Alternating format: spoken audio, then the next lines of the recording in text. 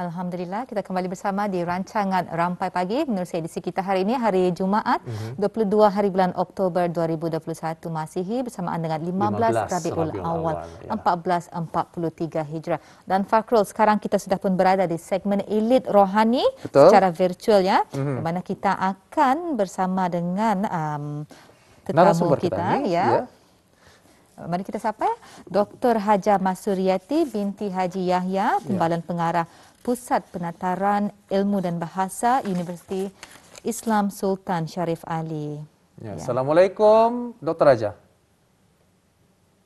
Waalaikumsalam warahmatullahi wabarakatuh. Sehat sejahtera hari ini?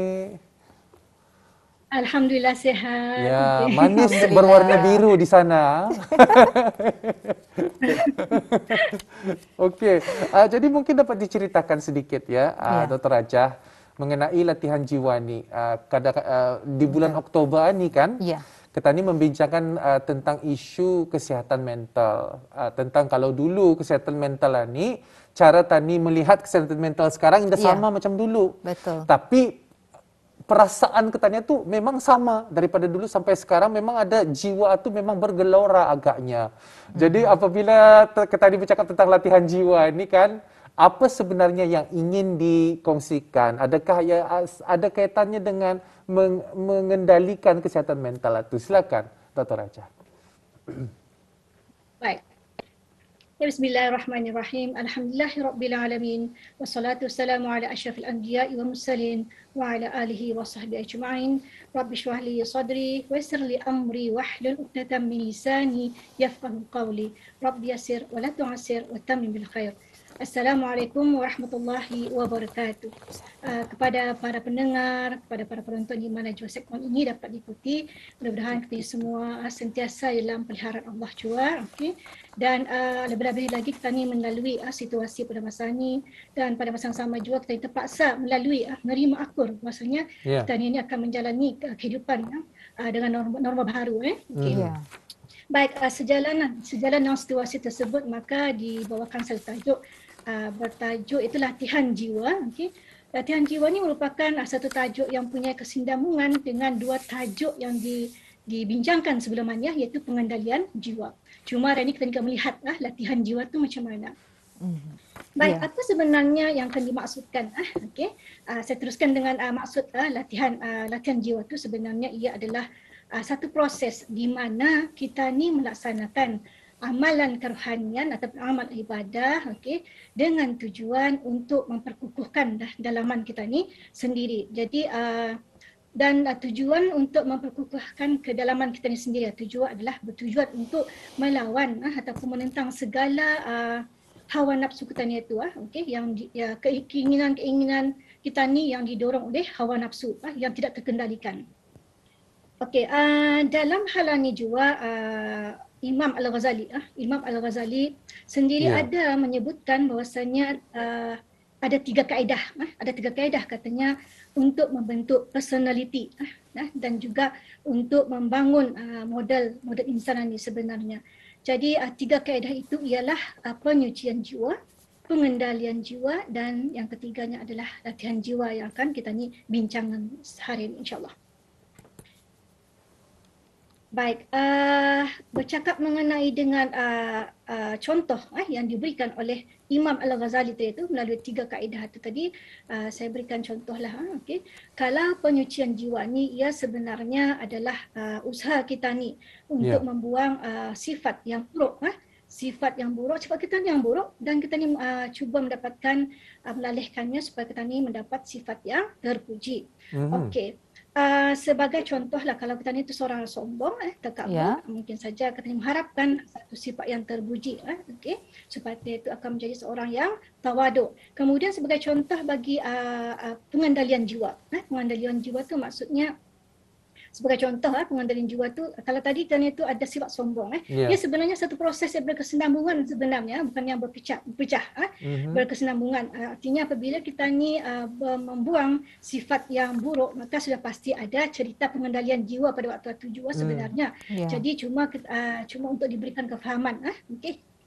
pengendalian jiwa tu maksudnya kalau orang tu bersifat sombong, jadi kita ni berusaha mengendalikan jiwa kita yang sombong itu supaya ia menjadi lebih tawaduk, macam tu. Kemudian latihan jiwa tu adalah apakah sarana-sarana yang boleh membantu gaya kita ni mengendalikan jiwa tu tadi. Sebagai contoh ialah melakukan amalan ibadat atau amalan kerohanian. Itulah di antara maksud latihan jiwa tu. Ya. Ya, jadi Dr. Hajah Mas Suryati, boleh kita kongsikan ya keperluan untuk melatih jiwa ini. Okey, baik. Kenapa jiwa yang dilatih sebenarnya? Ya. Kenapa bukan hati? Baik.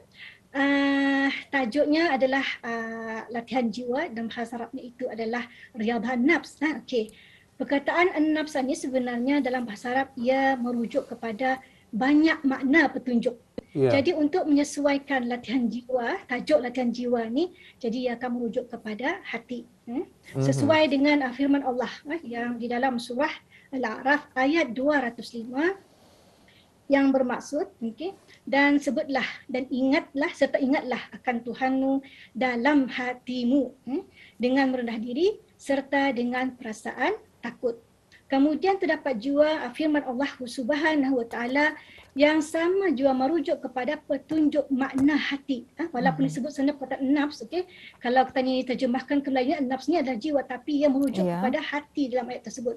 Firman Allah dalam ayat surah Qaf ayat 16. Terjemahannya, dan sesungguhnya kami telah menciptakan manusia dan kami sedia mengetahui apa yang dibisikkan oleh syaitan ke dalam jiwa manusia tu. Jadi ia akan berpotensi membawa ke arah keburukan. Macam tu. Jadi justru daripada dua ayat tersebut adalah merujuk kepada petunjuk makna hati dan mempunyai satu kaitan dalam bentuk sahsiah ataupun jati diri seseorang. Ya. Ya. Puan, bagaimana pula selain itu daripada teruskan Puan. Selain itu daripada dua firman Allah Taala tersebut juga mempunyai kaitan dengan satu hadis Rasulullah SAW di mana baginda memperingatkan bahawasanya di dalam jasad kita ni adalah terdapat segumpal daging. Kalau segumpal daging itu baik, maka baiklah hasilnya, dan begitulah. Jadi daripada dua firman Allah Ta'ala tadi itu dan juga hadis satu jelas menunjukkan bahawasanya penting sangat untuk kita ni melatih jiwa. Melatih jiwa itu artinya secara langsung melatih, membentuk hati kita ni daripada mempunyai sifat yang buruk ke arah sifat yang lebih baik. Jadi Ustazah, Dr. Hajah, sekiranya kadang-kadang apabila kita ingin melatih jiwa, seperti apa yang Dr. Hajah katakan tadi, ialah kita ni mesti sadar dengan sifat-sifat kita ni yang indah berapa elok atau jadi elokkan dia dan sebagainya. Tetapi kadang-kadang setiap orang itu mempunyai persepsi berbeza tentang keulahan masing-masing, kan? Betul. Apa yang rasa ketani indah cakap basar, apa yang rasa ketani indah angkuh, tetapi pada pandangan persepsi lainnya, cakap basar aja orang aninya. Tapi macam kan kadang-kadang setiap orang itu berbeza caranya menilai dirinya sendiri. Betul. Dan adakah dengan statement itu cara ketani melatih jiwa ketani, adakah cara yang sama atau berbeza atau macam mana tu? Dr. Hajah, macam mana kita ni kan mencerminkan diri kita ni sebenarnya? Dan juga boleh aja Dr. Hajah mengongsikan saranan untuk latihan jiwa ini. Okey, baik. Mengambil soalan, menjawab soalan tadi, macam mana tadi mengambil baik atau penilaian yang diberikan orang arah kita ni itu. Sedangkan kita ni tidak bersifat seperti itu sebenarnya. Okey, baik. Indah mengapa? Pada saya secara pribadi, andai pun apapun juga anggapan orang terhadap sikap kita ni hendaklah bersifat terbuka dan kita hendaklah bersedia untuk memperbaiki, sebab bukan satu yang rugi pun untuk kita ni memperbaiki diri kita ni sendiri. Dan ke arah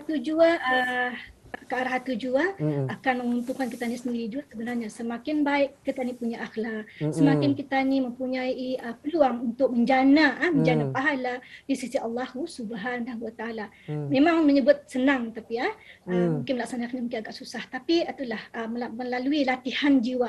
Melatih jiwa ni maksudnya bukan sehari dua, bukan. Betul. Tetapi kita kena melakukannya setiap hari. Berpanjangan. Setiap hari, supaya ia supaya ia menjadi sebati dan kita ni lah macam itu. Baik, apakah sarana? Sarana untuk kita ni melakukan latihan jiwa ni. Pertama-tama mungkin bagi orang yang baru bermula, baru mula berjinak-jinak dengan melatih jiwanya ni untuk membuang yang buruk kepada melalih kepada yang baik, itu mungkin payah, mungkin diperakui lah. Jadi bermulalah dengan istighfar banyak-banyak. Bermula dengan istighfar banyak-banyak, sebab kita ni pun sudah faham kalau kita ni beristighfar banyak-banyak pun sebenarnya akan berikan pahala juga sebenarnya, di samping membentuk hati secara dalaman. Dan ingatlah ada satu firman Allah Subhanahu Wa Taala di dalam surah Hud. Ini saya rasa sangat berkenaan juga dengan situasi kita ni pada hari ini, ayat 52 mungkin boleh dirujuk. Terjemahannya ialah dan wahai kaumku, mintalah ampun kepada Tuhan kamu.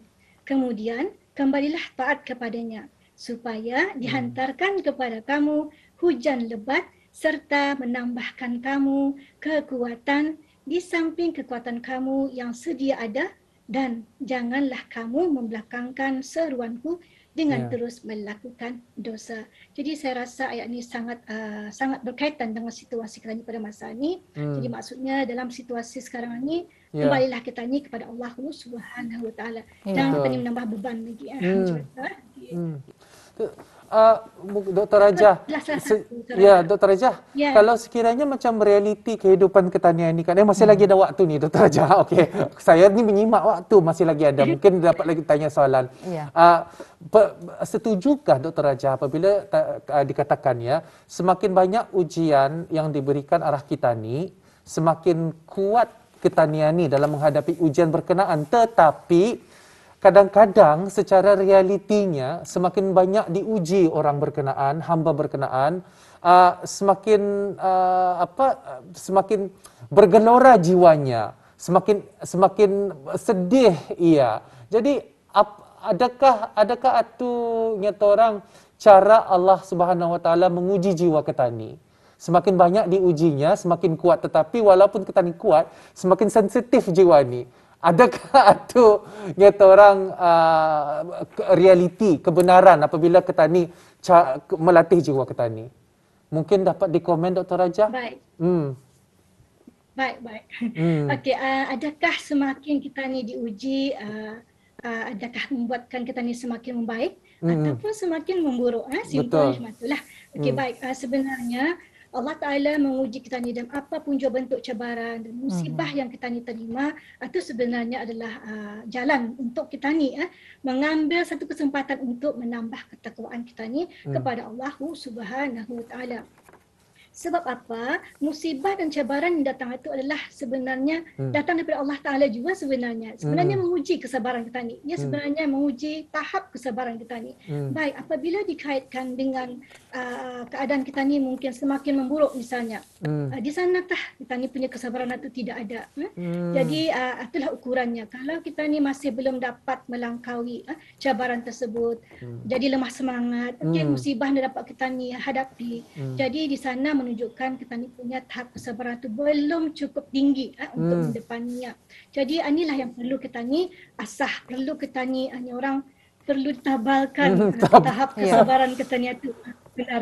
Kerana kalau Dr. Hajah setuju kalau Dr. Hajah setuju kan kesabaran ini sesuatu yang unik. Betul. Pasal indah ada titik noktahnya. Kesabaran ni sampai selama-lamanya sebenarnya.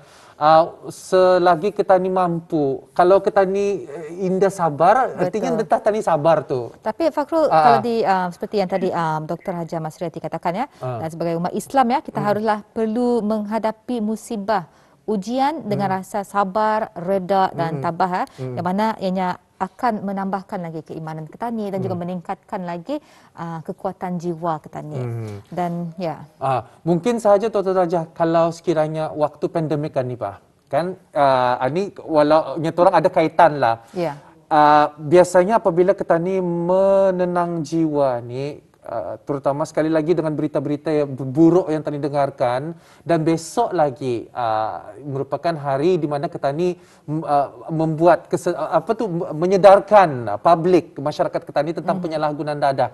Banyak di antara orang yang mengalami gelora jiwa ni mengambil cara yang amat ringkas atau Singkat. cara yang salah, iaitu dengan menenangkan jiwa mereka dengan penyalahgunaan dadah. Mungkin saja Dr. Hajah dapat memberi komen tentang ini, macam mana? Silakan. Baik, komen saya, okey. Saya masih berpegang teguh bahasanya gelora jiwa seorang itu adalah disebabkan masih belum ada kesiapan yang cukup untuk mengendalikan jiwanya. Sebab yang mengendalikan jiwanya adalah diri kita sendiri. Dan sebab itu saya suka membuat tajuk berkenaan dengan jiwa. Sebab jiwa ni adalah merujuk kepada pertama nafsu, kedua merujuk kepada hati, kemudian ketiganya jiwa tu sebenarnya merujuk dalaman kita sendiri sebenarnya. Jadi itulah perlunya kita ni mempertebalkan, memperbanyakkan amal ibadah sebenarnya. Sebabnya amal ibadah yang dilakukan, punjuk amal Tuhan yang kita buat, ia akan sedikit sebanyak akan merundukkan hati kita ni. Mungkin dah dapat kita ni nilai sehari dua. Tetapi akan ada orang lain yang boleh menilai, melihat perubahan kita ni. Indah pun mungkin secara drastik, okay? Tetapi sedikit sebanyak akan ada yang merasa perubahan kepada sifat dan akhlak kita ni kepada yang baik, insya-Allah. Ya. Jadi mungkin Dr. Hajah, sebelum kita ni menutup tirai perbualan kita ni, mungkin dapat disimpulkan perbicaraan kita ni pada hari ini. Silakan. Okey, baik. Okey, baik. Melakukan latihan jiwa ni memanglah bukan satu yang baru sebenarnya. Ia adalah merupakan satu proses. Sebagaimana saya sebutkan tadi, proses yang beriringan dengan penyucian jiwa dan juga pengendalian jiwa. Dan latihan jiwa ni sebenarnya amat penting untuk kita ni ambil perhatian.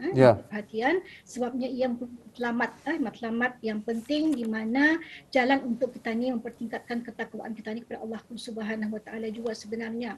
Dan terkaitlah juga tadi sebenarnya kalau cerita-cerita yang menyangkut dengan permasalahan mental, semuanya itu adalah perlu berpaksi kepada asasnya, iaitu pengurusan jiwa dalaman sebenarnya.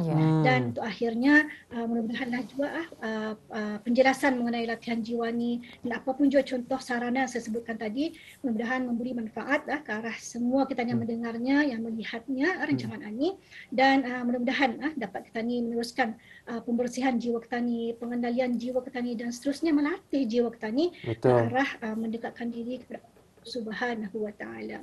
Ya, kita ucapkan ribuan terima kasih kepada narasumber kita ni, iaitu Dr. Hajah Dr. Hajah Masuriyati binti Haji Yahya dari Timbalan Pengarah Pusat Penataran Ilmu dan Bahasa Universiti Islam Sultan Syarif Ali. Terima kasih kami ucapkan kerana bersama kami di segmen Elit Rohani secara virtual ini, yang mana kita telah pun selesai membincangkan mengenai latihan jiwa. Walaupun selesai kita ni membincangkan, tetapi setelah ni praktikkan dia, kendalikan dia jiwa tu sewajar yang mungkin, Dr. Hajah.